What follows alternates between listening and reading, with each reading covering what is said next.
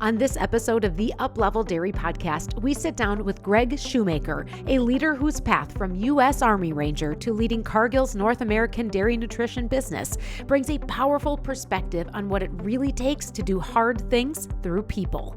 Because at the end of the day, every conversation we have here comes back to one thing: helping dairy producers win. And Greg now leads teams that work side by side with farmers every day, supporting nutrition strategy and decision-making on operations that are constantly evolving and under pressure to perform. And in this conversation, we connect the dots between leadership and the reality on today's dairy farms, like what it takes to build a team that shows up, solves problems, and believes in the mission. How do you make decisions when you don't have all the information? And how do you stay focused on long-term success in an industry that demands results every single day? While Greg shares lessons from the military and business that apply directly to the farm, like why no decision is a decision, how great leaders act as multipliers for their teams, and why trust and clarity are non-negotiables. If you're a dairy producer, a manager, or part of a team working to get better every day, this episode will challenge you to think differently about leadership, people, and what it really takes to lead your operation forward. This and more here today on the Uplevel Dairy Podcast. Welcome to the Uplevel Dairy Podcast. This is the podcast for dairy producers and professionals who are committed to moving our industry forward. I'm Peggy Coffeen, and each week we bring you the leaders, the lessons, and real-world stories from the people who have built the dairy business we know today and those who are shaping its future. Join us on the journey by following Uplevel Dairy on Facebook, Instagram, and YouTube, and subscribe at upleveldairy.com to get new episodes and our Dairy Insights blogs right in your inbox. This episode is brought to you by Cargill Dairy Nutrition. No two dairies are alike. Cargill Dairy doesn't expect them to be. When your dairy faces challenges, you need a partner with an original approach. Cargill has their own world-class research labs, develops their own proprietary nutrition software, and fosters an original team approach, all to deliver profitability on your terms. Partner with a nutrition company as original as you are. CargillAnimalNutrition.com/original. So first off, Greg, welcome to the Uplevel Dairy Podcast. Well, thank you for having me, Peggy.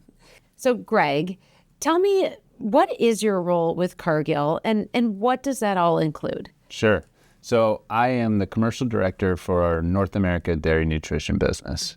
So I get to work with our team of nutritionists, our tech specialists, our mill operations across the U.S. and Canada. And really what I think is pretty unique about Cargill is we have the opportunity to be local within the community, but a full spectrum of teammates across the globe, across the U.S., across Canada. How do we interact? How do we bring that together and share those best practices in pursuit of supporting producers and dairy farmers across the U.S. and Canada? So you have been part of the Cargill team for almost a decade now, correct? It's going on 10 years, yep. Yeah, and you had a whole different life before you came to Cargill.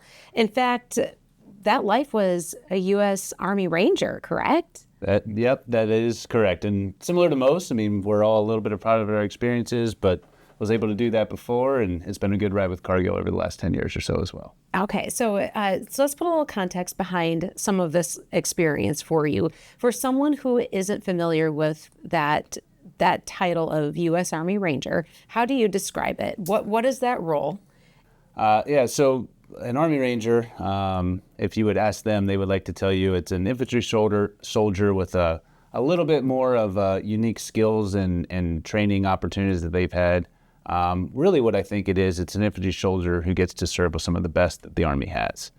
So when you kind of look at what a Ranger will do, they'll do anything from airborne operations, land-based operations, big, I would say, large strategic area down to point-specific raids just kind of going on. Depending on the mission set, where we are at, and what's necessary, most of them would tell you they could pretty much train and do whatever was needed to meet the objective. It's a great group of guys to work with. So you were trained to do really hard, challenging things. Yeah, I would say that's a pretty good description. Do hard things, work as a team, and keep moving forward.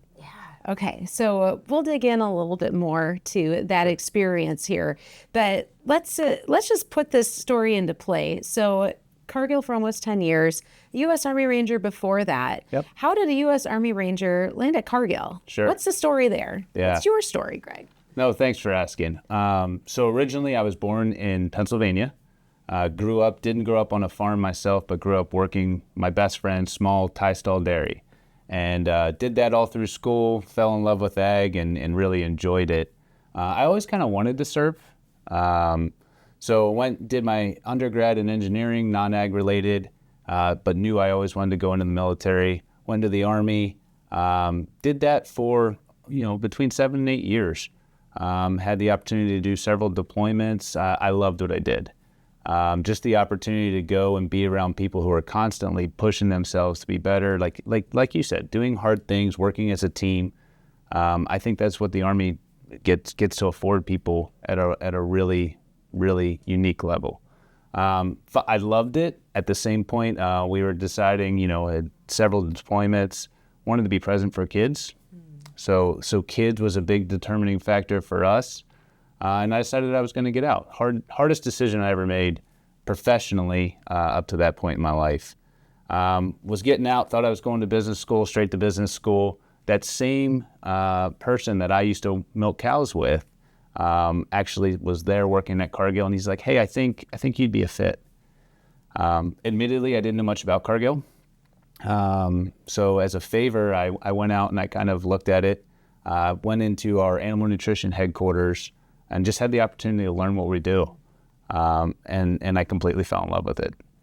Just the complexity of the variable inputs, how do you bring things together and being able to both logistically manage them, the impact that it has with, the ability to partner with producers.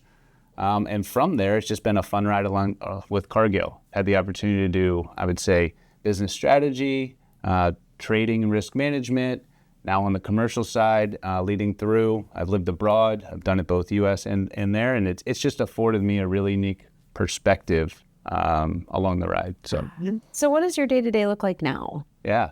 So today I work with our animal nutrition dairy consultants. So what we do is we provide dairy nutrition consulting directly with producers. I always brag within Cargill that I have the best job because I'm at the spot where we're integrated with the livelihood of our customers.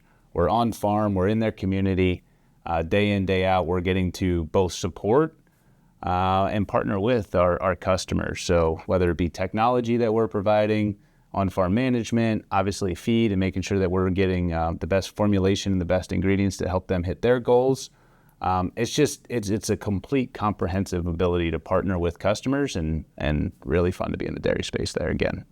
So you kind of came back around a little bit to your roots. Yep. You mentioned you grew up working on a local farm in a tie stall barn. Yep.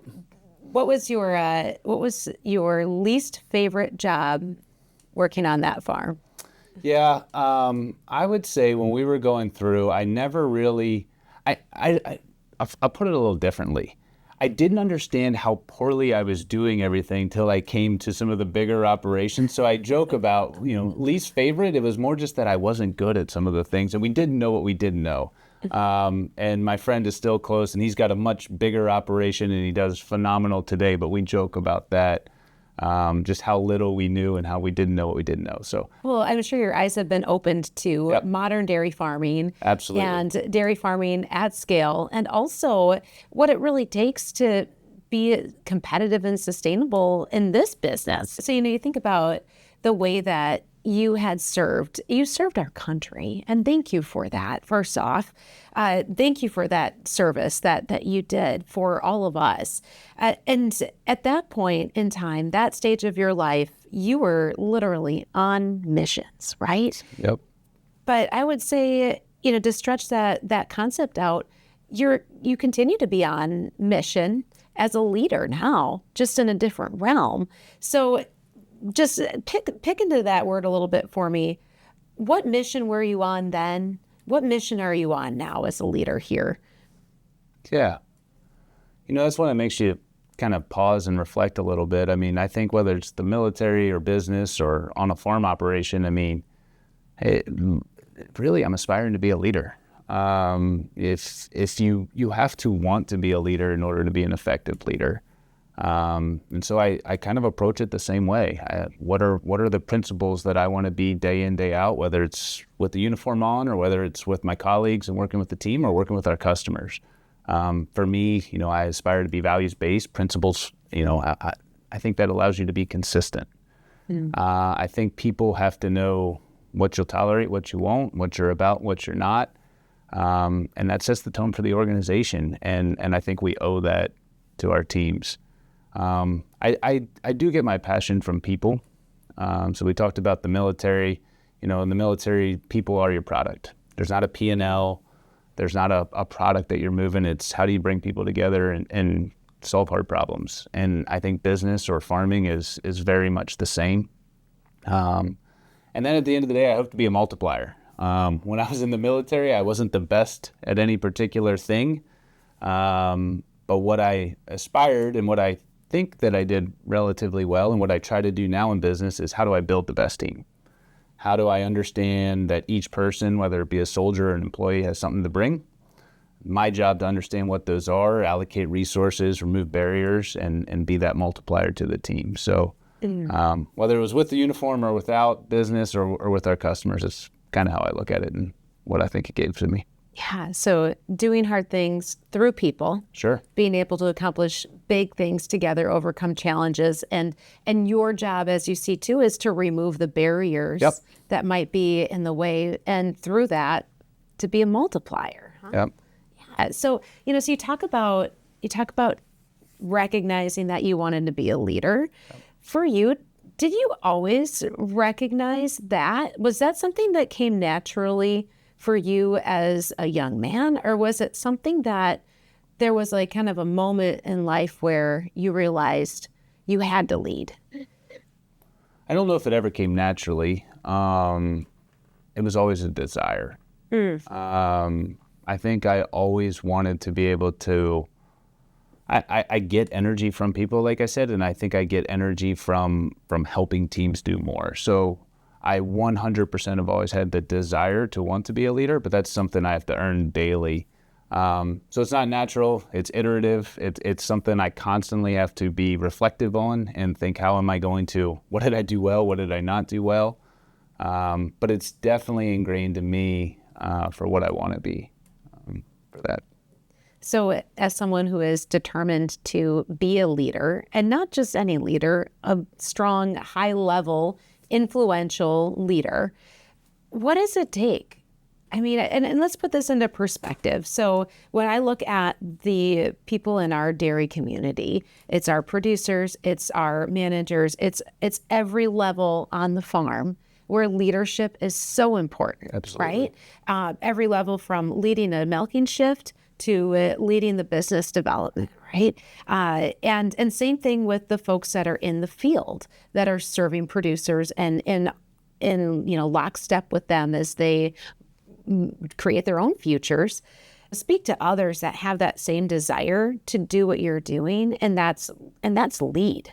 That's lead people, develop people, do hard things together. Yep. How are you sharpening your skills every day? Yeah. So I do think it comes with clarity. I think your job as a leader is to provide the vision of what could our organization aspire to be. And I think, we used to talk about commander's intent. So whenever you would take over command of an organization, it was a little bit archaic in some ways, but I think the activity of it is you'd sit down and you'd write down, what is my commander's intent? What do I expect of myself? And what do I expect of my people? And then what do I expect of our organization? And I think that clarity is really important as a starting point. Then everyone kind of knows where you stand, and I think everyone can kind of move in the same direction. You talked about our people and just kind of how you build it. There's a book called The Culture Code.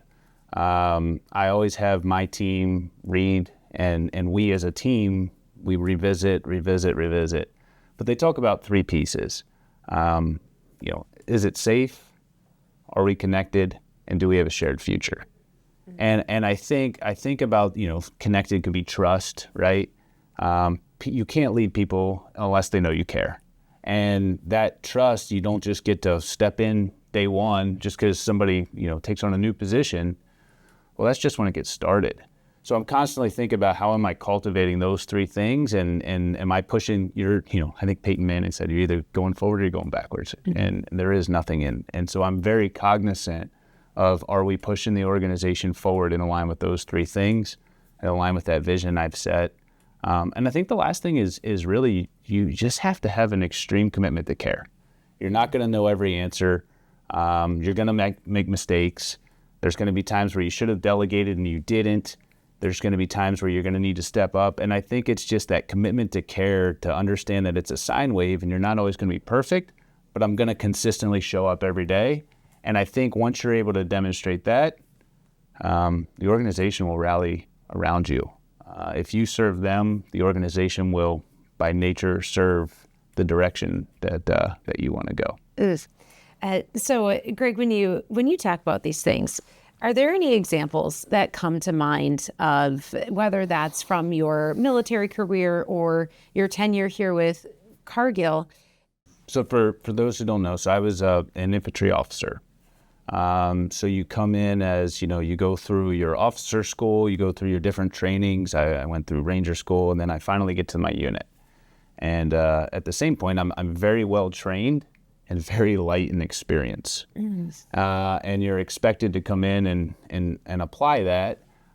So what the Army does is really smart, is they partner you with a senior enlisted non-commissioned officer who's got a lot of experience, a lot of leadership, and just that real-world practical application that you don't have. Well, when I was on my first deployment, we were about 6 or 7 months in, and my platoon sergeant was wounded. And he was sent home, and he was immediately overnight just gone. Wow. And quickly I had to determine, talk about culture and this or that, and quite frankly, I didn't even know what didn't know at that point some, right? I'd been with the team, I'd been with it, and now all of a sudden I'm assuming 2 roles at once. Quite frankly, one that I probably wasn't qualified to do from an experience perspective, but I had to choose. Are you going to step up or not? Yes. And so I quickly had to think about how am I going to change how I do show up? How am I going to change about where am I focused? How am I going to change on how I empower others to help me kind of meet in the middle, to make sure that we're doing right for the organization? How am I thinking through the questions that I need to ask now that maybe I had the latitude of having some of that experience before, and then delegate and move differently? So that came back to that culture piece, right? I had to define both those roles and responsibilities, what I wanted our organization to be, and ask for help to make sure I was getting there, and really think through the questions and my backstops. And okay, I'm not going to get everything right, but I'm not going to get these 2 or 3 things wrong. And so working through that, I think that was an example that I bring with me into business, or when I think through everything. It's like, you're never going to have all the information. How do you delegate? How do you build up others? How do you build a culture? How do you understand your backstops? And then kind of move forward as a team. Define backstops. It's a simple thing that at least for me, that I use. So like whenever you're doing land navigation, you're walking through the mountains, you're kind of moving on an azimuth with a compass and a map, and you're going to a point. Well, if you're going 1,000 meters this way and you think you're going this way, it's real easy to get off, a little bit off this way, and all of a sudden you completely miss the point when you're walking through the woods. So we identify things like, all right, there's a road behind me, or there's a hill behind me. If I get to the road, I've gone too far and I've got to sit there. So it's, how do I keep myself in a box so I never lose my way? And then you can go to like an intersection or something like that, and that's an anchor point. All right, here's my anchor point. And I think about that for my leadership principles, right? I'm going to make wrong decisions, but what are my anchor points that I won't fail on? And how do I re-triangulate, reorient, back in there? So that's how I use backstop when I think through things. So you had some pretty incredible real-life experiences that forced you to make a decision about the leader you wanted to be, and also how you wanted to navigate through that. And you mentioned a few moments ago, Greg, that when you got that opportunity to decide, right? Sure. And some of that was deciding what you needed to change. 100%. What did you have to change? Like, how did Greg have to change to be the leader that he wanted to be? Whether it's business or the military or on a farm, one thing that's ingrained to you, again, as you're a young lieutenant, is no decision is a decision, right? Like sometimes when we're faced with these hard things, it's easy to just circle back later or do this or that. But by the act of not deciding, you're essentially making the decision. You're not addressing the problem that you need to, whether it be personnel related, whether it be financial, whether it be whatever. So no decision is a decision. So you don't have the luxury to not. So yeah, I did have to decide. And I had to think about, okay, as much as I'm say afraid at that point when you're young and you don't know what you don't know. Well, all right, I'm going to have to say, I accept that. Here's what I am going to decide, and then rally the troop around. Here's the vision. Here's how I see it now, and here's how we're going to go. Yeah. So you had several opportunities that forced you to be in a position where you, well, as you said, you had to choose to make a decision, right? Or not to, but you chose to make those decisions, chose to step into that leadership. Absolutely. And that's what you're continuing to do with your team now, right? And our customers and producers do it every day, right? One of their senior people leave, and okay, the farm still needs to operate. Yeah. So what are you gonna do? And in business, it's the same. So yeah, I think that's a point that I reflect upon, that I carry with me. No decision is a decision, and then you don't give. As a leader, you don't have the luxury to just omit it. You have to address it, you have to think through it, and you have to face it as it is. So Greg, when we talk about these leadership principles, and many are those that you have learned from being in the field, but you're also someone that is looking at sources to be able to gain and garner information from. You talked about the culture code. Yep. There's another book that I know you speak with your team about a lot, Simon Sinek's The Infinite Game. Yeah, I think Tell me a little bit more about that. How does that pertain to the way that you want to lead your team today? What were your takeaways from that piece of work? Yeah, I think he articulates it much better than I will. But from the way that it applies to me, look, things come and go. You have budgets for a year, you have financial windfalls and setbacks, but at the end of the day, our job is to continue to perpetuate, that constant growth mindset, that constant, we're going to find a way. I think in business, in the military, or farming, your job is, you don't think of it on, most businesses that I want to be a part of, they don't think of it on a short-term perspective. They think on it, we've got a mission to serve that's prolonged, and it is that infinite game mentality of constant improvement, constant growth, and thinking through that. And when I think about our customers, again, that's a responsibility that we have. That's what they're doing.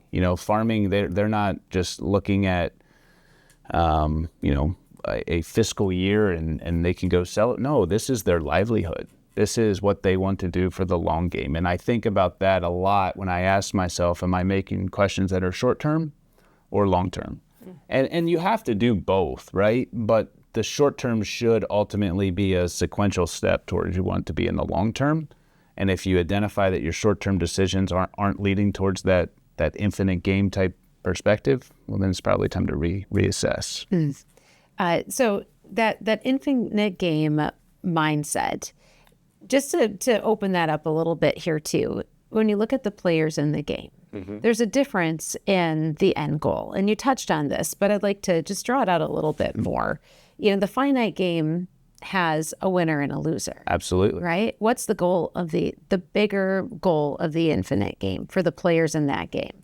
To continue to persist and exist, right? To keep playing. Continue to be, exactly. Yeah. So.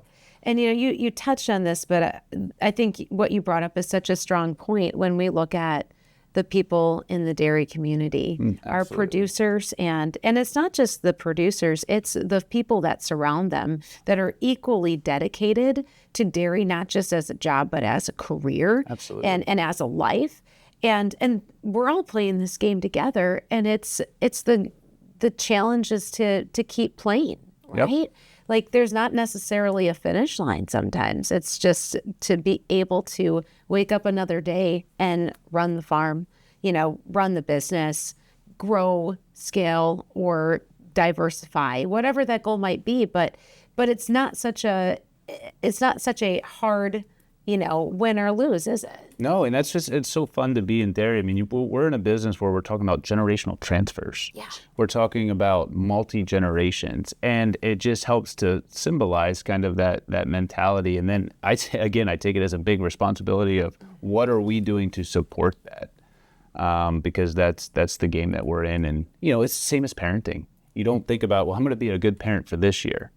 You think about, how do I be, the constant person that's going to help be the good example or the, pursue just that constant growth. And it's that's that intentional mindset as well, right? And I think better questions allow for, better understanding. Better understanding allows for better leadership. Better leadership allows for better impact. And so as I think about that, I think the perspective has allowed me to pause a little bit more, ask a little bit questions. Context matters, but you can't just sit there and pontificate about it. You got to decide when you're going to move then. So I think I've done a better job at collecting information on the front side because of the different things I've seen. Hey, maybe this is the way that I did it, but maybe there's another way. Gather those data points, make a decision, execute, and iterate. Any examples that come to mind? Well, I guess one thing that I would think about that I had to execute and iterate was one time I was a young ground force commander, and it was a big deal to me. I was pretty excited. I had the opportunity to be basically detached and removed from the core element. So as a leadership perspective, that was a pretty cool signal from there, and I was pretty excited about it. I was probably so excited that I missed a little bit of the bigger picture, and I learned a lesson that I carry with me now, which is, constant communication allows for decentralized execution.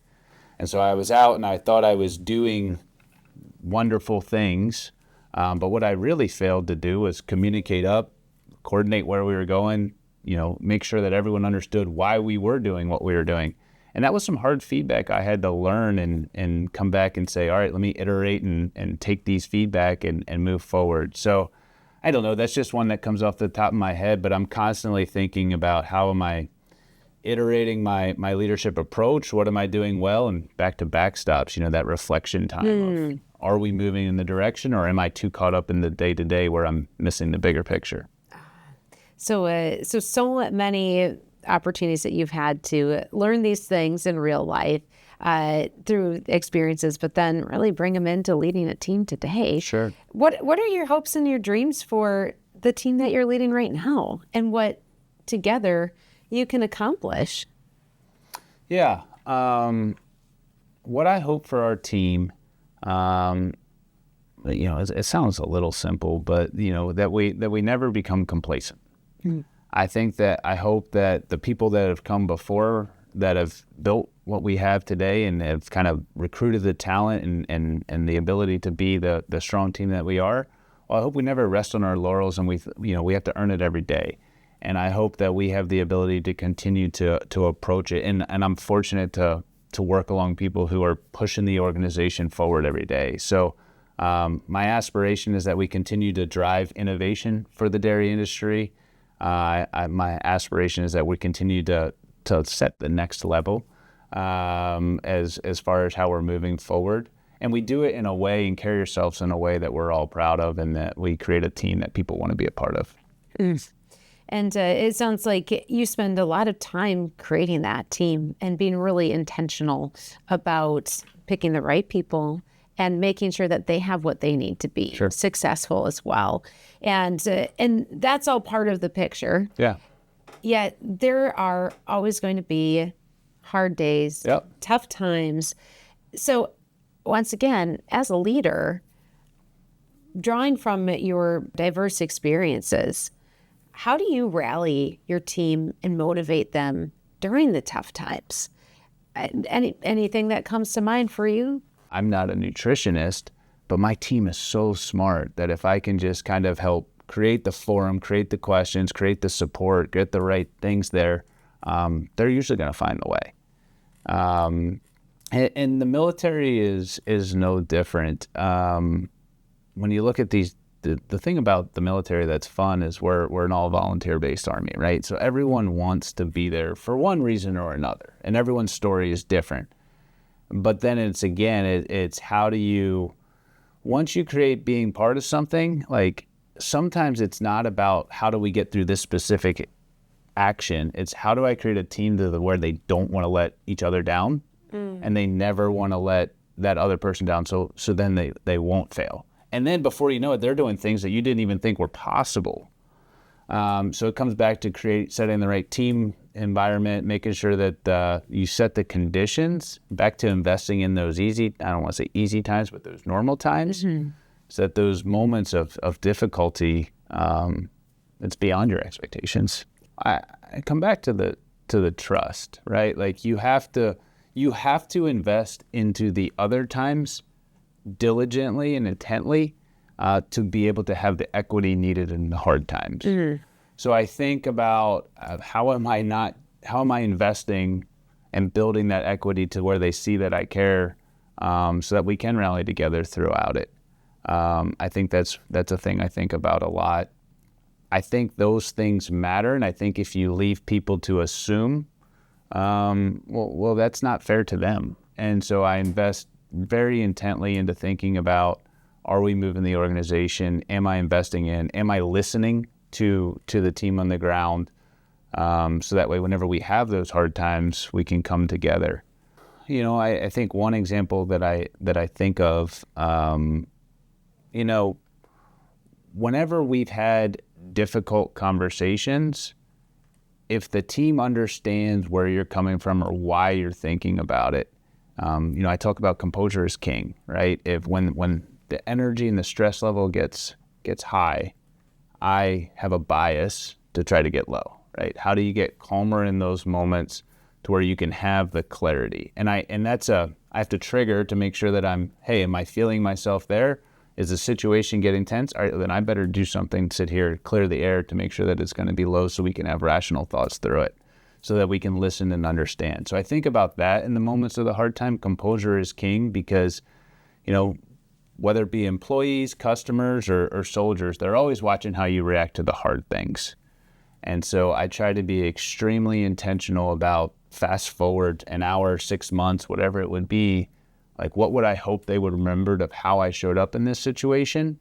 And sometimes, you're going to have to make decisions where not everyone is happy, or if there's two sides and you have to pick one, well, then do they at least understand that you're principled, and can they at least understand why you get that? Maybe they don't like it, but they understand it and they respect it because you've invested into those things and how you went about it. I think that matters a lot. Yes. And so what I'm hearing from you are, and you've been, I think, very consistent in what you've talked about with your principles, Greg, consistency being one of those things, but also that clarity piece, and that trust building piece, and those intentional things on the front end, so that when challenges do come around, you've built up a team that can handle it, and then you do your self-check as a leader of how you want to be through that situation. It sounds like you spend a lot of time in just that self-check, self-reflection of how am I showing up in this moment. Is that true? I try to.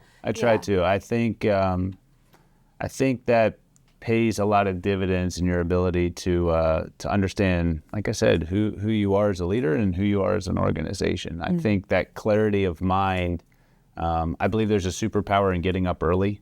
I work, I have a full team that does great things. I have a wife, I have kids. So my time is not really mine once a certain hour of the day hits. So I try to, how do I structure it, whether it be to get up and have a workout or some reflection time. And I think I'm just better at all of the things when I prioritize that. How do you structure that? Yeah, just an early alarm clock most of the time, but I'm pretty consistent. So I'm going to work out. I mean, again, we talked about time, just never take a zero. I'm going to get up and I'm going to get active every day. I try to read most days, and then if I'm really doing well, I'll write and get a little bit out of my head. I don't do as well with that as I used to, maybe, and that's something I probably want to continue to aspire. I don't share it often, but I've actually got I've got 5 leather-bound notebooks from my deployments. And they're just different thoughts, observations of leadership, things that went well, things I messed up, things that are this or that. And they're almost like gold to me from just that clarity piece of understanding myself and understanding what I expect of myself. So I try to create time for that. Sometimes I do better than others. How often do you go back and read through those notebooks? I've done it from time to time. I wouldn't say it's a regular thing, but especially when I just need a little bit of help or a little bit of perspective, I'll go find them. So you have a pretty strong and solid routine. Would you say this is kind of like your success routine? Like what you need to do to show up as your best self and as a leader? It's workout, a little bit of reading, if you can, some reflection time. What else? What are the other non-negotiables for you? Get with it. Just listen. It's listen, right? I mean, all those things are great, but all those things are just trying me to be an adequate level for my team. That's only half the equation, right? Like then I have to make sure that I understand the team. I have to understand the business. I have to understand what's going well. So then it's how do I make sure that I don't get caught up in the busy things and lose perspective on the important things. So it is just random calls to the team. It is check-ins. It is reviewing the financials. It is saying, hey, here's what we said we were going to do. Are we on track or off track? So it's a myriad of people, business, personal that, and then I didn't even say the personal is how am I showing up at home. I'm my best when those 4 are balanced. I'm not my best when they're not. And I usually try to say, all right, how do I trigger and get better a little bit. So it's interesting to hear how you handle yourself and lead yourself on a daily basis, Greg, and also what you shared about those journals from deployment, right? Yeah, I don't talk about those often, so yeah. So you kind of documented that part of your life and what you were learning, what you were going through. If you could document the last 10 years of your leadership experience, what's the most challenging lesson that you've had to learn as a leader here? Yeah. Look, the team relies on you to make the best decision you can with the best information that you have available. And as much as you want to be liked in every moment, as much as you want to make the right decision in every moment, you're never going to have all the information. And so again, trying to make those best decisions that I can, that's hard. Understanding that's going to have people impact, understanding it's going to have customer impact, understanding you're going to have legacy, not from a reputation, but from like, are you serving the business to set them up better? Mm-hmm. Those are big decisions and they're hard. And you want to make sure that you get the right inputs to make the best decision you can, knowing that you're never going to have it all. Dairy doesn't know whether the expansion is 100% right or not, or how they're going to transition this part or bring on new help, right? But this is the game that we are, that's the hand we're dealt and what we sign up for as leaders. So I don't think that my experience is any more difficult than anyone else, but I think it's just that constant challenge of, that you bear as a leader. And so when I think about the last 10 years, I think about that and I try to take it as serious as I can. No different than all of you and our customers and the farmers and producers as well. Greg, to be able to just hear your perspectives as a leader. And there's so much weight that those perspectives carry because of the experiences that you bring with them, that have developed them. I mean, we talk about, books that you read, but these aren't just living in books. These are things that you're living in real life. And, and as we look at, again, this bigger picture of your role today and in supporting the dairy community through service and as a leader, what intrinsically gets you excited to be part of that, specifically when we talk about the role with dairy producers and dairy production? Back to the purpose piece. I mean, What gets me excited, I mean, is if you look at dairy and the investment that's going into processing and just kind of how the market is, I mean, it's hard not to be excited. When you look at the technology and the development and just the pace of constant, again, growth and next level. There used to be a metric and the production goal was here, and heck, you look back on it 5 years from now and it's like, that's easy, that's table stakes. So just being a part of a group like that, being part of an industry like that where it's constantly optimizing, progressing, moving forward, that's just very exciting to be a part of. And then again, I think about what's our place to play in that, and we're largely a supporting function to the producer. And so our job is to make sure that we're making those who we have the ability to partner with, doing our part to help them hit that next level. And that just fills me up a lot. So it gives me a lot of excitement to answer your question. Yes. And so I have a couple of wrap-up questions for you. These would be some rapid-fire questions. Before we get to those, is there anything we missed? No, I not anything that was missed. I mean, I've really enjoyed this. Like I said, it's fun to be in an industry where you have such grounded people who are all moving towards the same direction. And I feel biased and privileged that I get to work with my group who I think are just phenomenal people, but we're supporting an industry that I just genuinely believe in. So no further questions, but really have enjoyed this. So thank you. Well, thank you. And all right, now we get to the fun part. Don't beat me up too hard. All right. Rapid fire questions for you, Greg. One word that best describes your leadership style. I would aspire for it to be servant, but I think it would have to be committed. Committed. It's a good one. One thing every leader should do daily. Reflect. Okay. Speed or precision, pick one. Speed and iterate. Okay, I'm going off script. You have a saying about that you tell your team about speed. Slow is smooth, smooth is fast. I didn't come up with that, but I think, and to be honest, I didn't understand it until I saw it in practice. And it's just the discipline of thinking through things, and whether it be repetition or moving through. And if you set the conditions and slow down, what feels slow actually moves faster because you're not getting off track. You're not losing momentum. You're not spending time in the inefficiencies. And before you know it, slow is smooth and smooth is fast. Slow is smooth and smooth is fast. Can't take credit for it, but man, I try to think about it. You're getting credit today. All right. A business buzzword you'd retire forever. Synergy. I think it's a good word, but it just is overused where it doesn't become relevant. What's your word? What's your word of choice? Oh, I would have to ask the team on that one, right? I don't know if you know your own tendencies or some of it. I'm sure they have them, though. I'm sure they know it. Speaking of the team, a non-negotiable for team culture. Trust.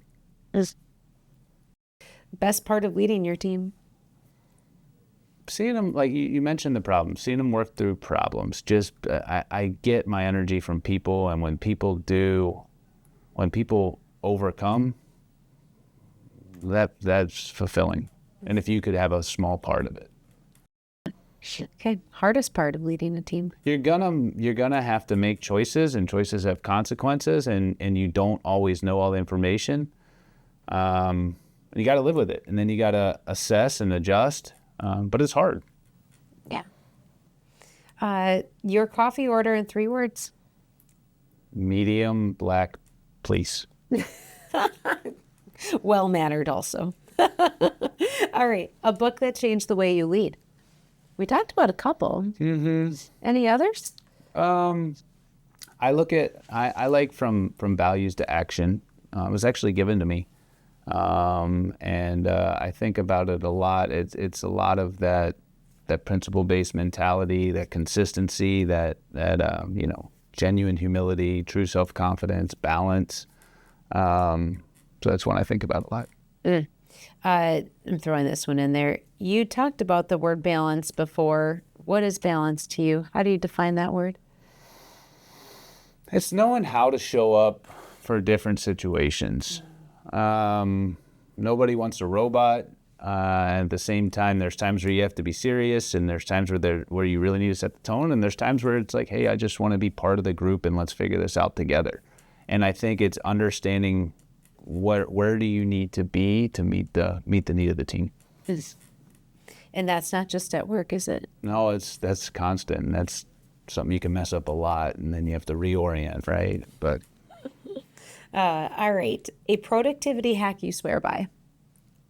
I said getting up early. I think that's probably the one that I would hang my hat on.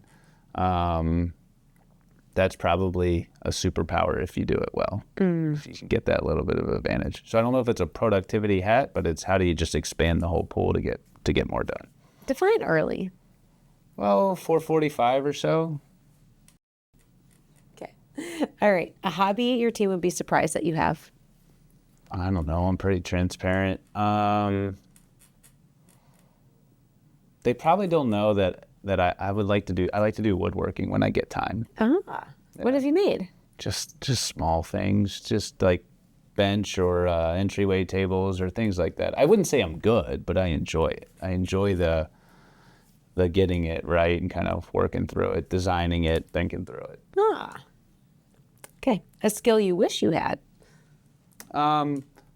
There's some people who can just remember someone's name instantly, and I think that is such a powerful piece. I try, I practice, I think of little habits, but some people can just do it, and I think it's such a personal touch that matters so much that's something I want to continue to develop. You just wish everybody wore name tags. So But then maybe that removes the effort of right, it, and it wouldn't be so special. So, okay, we talked about books several times here, but what are you reading right now? I'm reading a book right now called The Like Switch. It's an FBI former FBI person, agent, I guess I would say. And he talks about like what is it that actually attracts people to, and how do you understand the inner workings of people. So that's what I'm on right now. Okay, we need a part 2 with your key takeaways. That'll be a different time. Nice. All right, Greg. Well, you just got the firing squad of questions. So excitement for the future, the fast-paced, part of that too. But also, I mean, you are an incredible problem solver, right? So does that part excite you of just being able to see where those challenges are and to help facilitate the overcoming of that too? Yeah, I mean, I think I love to think strategically and look through this at the end of the day, but it still comes down to blocking and tackling, right? It still comes down through you hit a roadblock. What are you going to do? Here's the most likely, we used to talk about what's the most likely course of action, what's the most dangerous course of action. All right, let's evaluate it. Let's make a decision. Let's solve through it. We talk a lot about contingency plans in the Army. When you have this, what if this goes wrong? What would you do here? And again, it's just that constant, people on my team have probably heard me say it at different points, the OODA loop. And you talk about observe, orient, decide, act. And it's just a constant hey, you're going to have problems. The situation's going to change. The enemy gets a vote. The market is going to give me this as a producer. And then it's just that constantly, okay, so what do we do and work through it? So I think about, the OODA loop and going through, and I think it's fun. They're not always fun in the moment, but the feeling of pushing through, pushing past, and overcoming, it's very rewarding. For the whole team. For the entire team. I mean, it's actually, that is the rewarding part. It's seeing the team come through it, the customer come through it. I mean, that is the part that fills my cup. Yeah. And is that what's kept you here for 10 years? Yeah. Look, Cargill's been a phenomenal place for me to learn, grow, have impact. Really, really phenomenal people. When you put purpose, kind of as that vision, and then you get to work with people who are just passionate day in, day out about solving problems or coming through, it's pretty cool. Well, Greg, it's been so fun to sit down with you and get to spend some time with you, because I have heard from many of your team members what an incredible and inspiring leader that you are. And it's a privilege to get to share some of your insights, these stories, and these principles that drive you and that you dig into every single day to do big things through people and to overcome challenges for a bigger vision and a bigger purpose. Thank you for taking the time to sit down with me to talk about some serious stuff that I truly believe other leaders in the dairy industry can take to heart. Anybody who's leading people at any level and in any station that is required in our dairy industry right now, from farm level to industry-wide level to high-level leadership and organizations like what you're doing. And just very appreciative of the time and more so the true experiences and principles that you've been able to share with us here today on the Uplevel Dairy Podcast. Thank you. It was my pleasure. Thank you for having me and letting me be a part of this. It's great.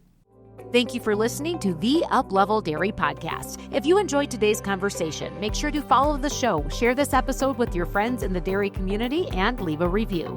At Uplevel Dairy, we are here to highlight the leaders, the lessons, and the real-world experiences that are shaping the future of our dairy industry. Find more by following us on YouTube, Facebook, and Instagram for behind-the-scenes content and upcoming guests. And subscribe at upleveldairy.com to get new episodes and our Dairy Insights blogs right in your inbox. I'm Peggy Coffeen, and until next time, keep on learning, keep on leading, and keep up-leveling your dairy.